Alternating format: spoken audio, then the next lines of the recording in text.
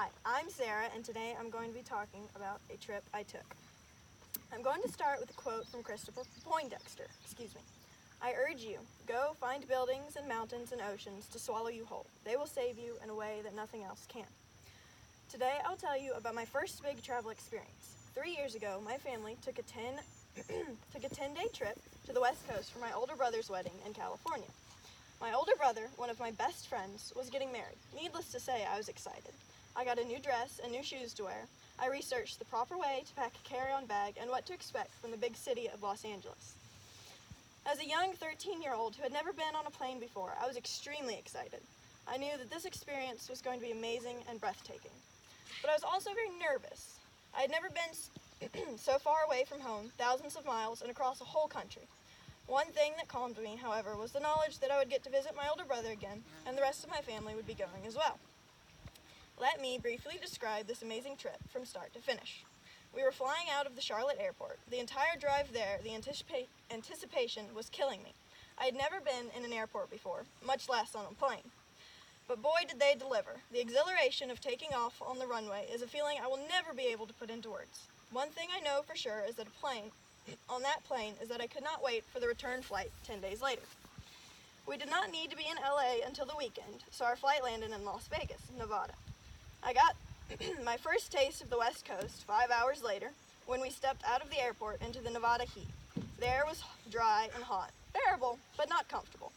Driving through Nevada and up into Utah was something I will never forget.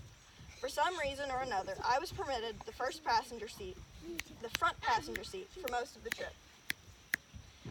And a camera was glued to my hand almost the entire time. It's a horse. It's a horse. It's on his back. The new and astounding sights I saw filled the hole in my heart that nothing else could.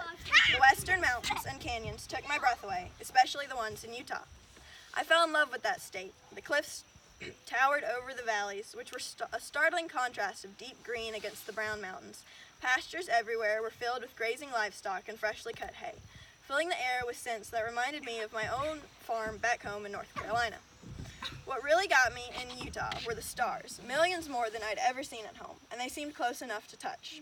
I was so captured by the landscape that I didn't mind the ridiculously long drive from the top of Utah to the coast of Los Angeles. The experience of the big city was amazing too. Being a new place with so many new people was exciting to me, while quite overwhelming to the rest of my family. My brother's wedding was absolutely beautiful, taking place at a Spanish church atop a cliff overlooking the ocean.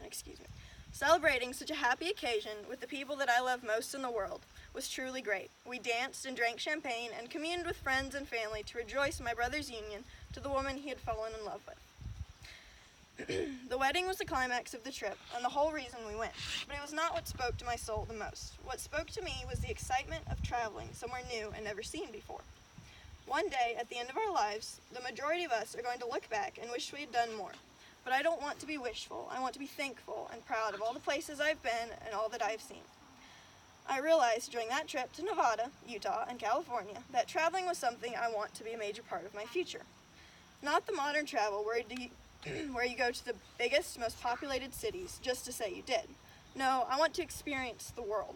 I want to see the parts of this beautiful earth that have never been seen before. I want to eat new foods and meet people who don't even speak my language. I know those are ambitious goals and dreams, but I've always been a fan of go big or go home. And go big is what I intend to do, and go home I shall, eventually. Thank you.